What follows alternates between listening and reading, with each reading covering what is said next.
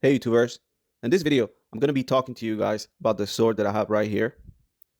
This is the Type 3 Japanese sword, and just little is known about the production of this sword.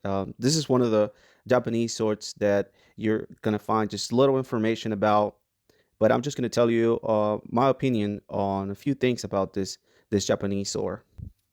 Collectors call this sword a late war or the Type 3 Japanese sword, so it was produced almost at the very end of World War II.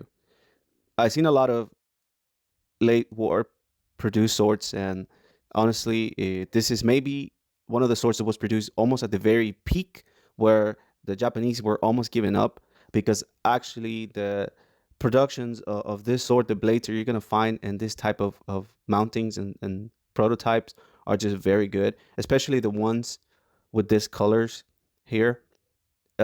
The blades are going to come with the sword are from just very good swordsmiths, and the ones that you're gonna find with the khaki color and the brown suka are the blades are just very thick. They're just very heavy. They're very well made. So this is one of my favorite Japanese sword types. I really like the Type 98 and the Type 3, as we call it here, as collectors. I know there's a lot of debate on the name of the sword, the Type 3, but I think the name is just stuck with the sword, so it's just gonna be called Type 3 now. But this is one of my favorite designs as far as Japanese swords, the Type 98 and the Type 3. They're just very elegant swords, and in my opinion, they're just really work of art. Like it just the Japanese just did a great job on designing these swords. I know that somebody very thoughtfully thought about creating this Japanese swords. One of my favorite features about the sword is that instead of using bamboo pins, you're gonna find two screws, which actually makes the sword just very just tight and just very you can grab it just very comfortably. It doesn't really shake as much as the Type 98, and this is something that the Japanese improve as far as making the swords, the metal screws, because it's just honestly more resistant than bamboo pins, in my opinion. Especially adding the two screws like you're gonna see on the NCO swords, the Type 95. It's just a pretty cool design. They added the SEPA that just covers the blade with the scabbard. This is just waterproof. It's in my opinion just very thoughtful as far as preserving the blade inside.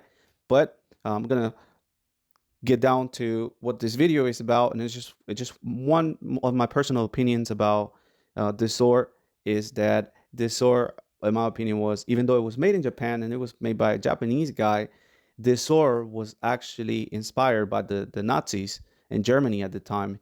If you look at the colors, it just resembles a lot just the colors that the Nazis were using, and just the whole vibe of the Japanese sword reminds me of Nazi Germany during World War II as well. But as you guys know, the Japanese were copying just pretty much everything that we're seeing. There's just tons of weapons and just equipment that Japanese copy from Europe and copy from Germany. But honestly, they do copy a lot of German equipment.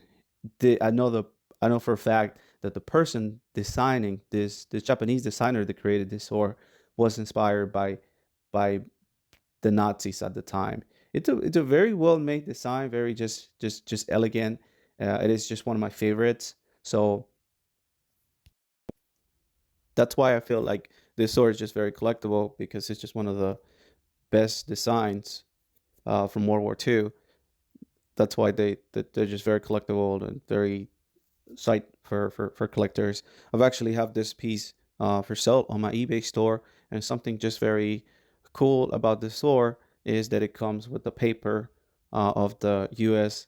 soldier that brought it back after World War II. So that's a pretty interesting thing that comes with the sword. It's just very quite rare to find a piece with all the paperwork and everything. So that's the end of this video. Thank you so much for watching this video. I'm probably going to try to do another video on the Type 3 in the future, but there's just little information that you can find about the sword. Just I want to make sure that I'm grabbing and then I'm putting in a video just very assertive, just facts about this Japanese sword. So thank you so much for watching. Don't forget to subscribe into my YouTube channel and check out my eBay store, the Samurai Monkey 42. Have a nice weekend.